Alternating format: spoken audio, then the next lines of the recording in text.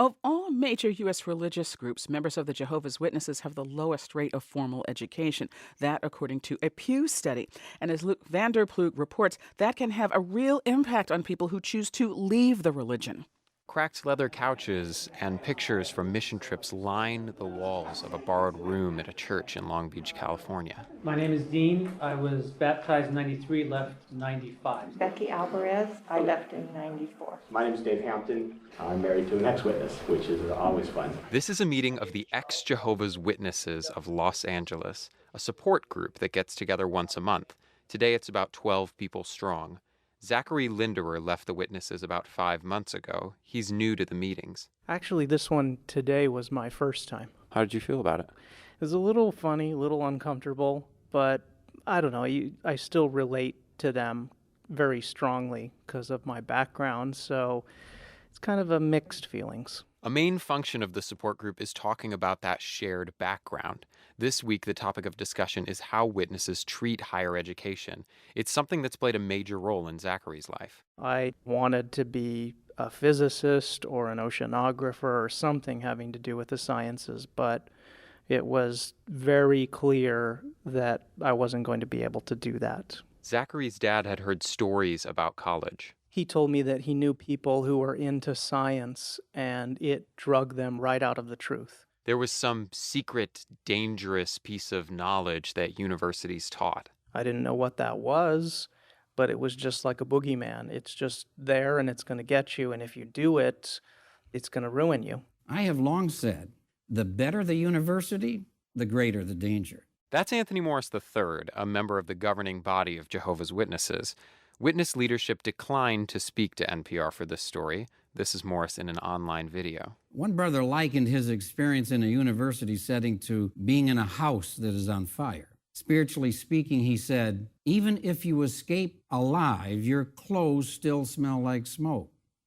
It has an effect on you. Corrupting influence is just one of the reasons witnesses frown on higher education. They also believe the end of the world is imminent, and time in college would be better spent going door to door, winning converts. Zachary Linderer's family discouraged education so strongly that he never even finished high school. He did end up going back to get his GED and becoming an electrician, but he says that longing to study science never left him. I think I had that feeling, that sense at 17 years old or so, that was like, that's what I wanted to be. That's what I needed to be. And there's been this hole ever since then. That's a sentiment I heard from nearly all of the 100 plus ex-witnesses I talked to. That feeling of being robbed of something. It's not unheard of for witnesses to graduate college, but it's very unlikely. Pew Research shows that only 9% of Jehovah's Witnesses get a bachelor's degree. That's well below the national average and the lowest of any faith group. The same study also shows that witnesses have some of the lowest income of any major religion. Amber McGee falls in that category. She grew up a witness in rural Texas. Her parents pulled her and her siblings out of school at a young age. My mom herself, who was supposed to be our homeschool teacher, was not capable of doing it emotionally, mentally. Amber's mother never finished high school. She had 3 young children. She was by herself, very far from family and even just grocery stores and that sort of thing. Eventually, Amber's mother gave up teaching them. The girls had to do it themselves using workbooks. I would do all of the multiple choice and true and false, and they would write all the essays for all the subjects. So it was really bad. I literally barely graduated. That's made life difficult for Amber. She's 34 years old, and the most she's made in a year is about $14,000. Amber and her husband left the Witnesses a year ago.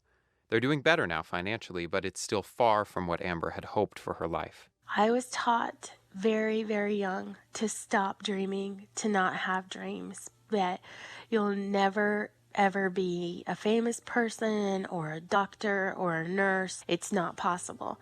So now, as an adult, I'm learning to start dreaming again. If not for her own future, then definitely for the futures of her kids. For NPR News, I'm Luke Vanderploeg in Los Angeles.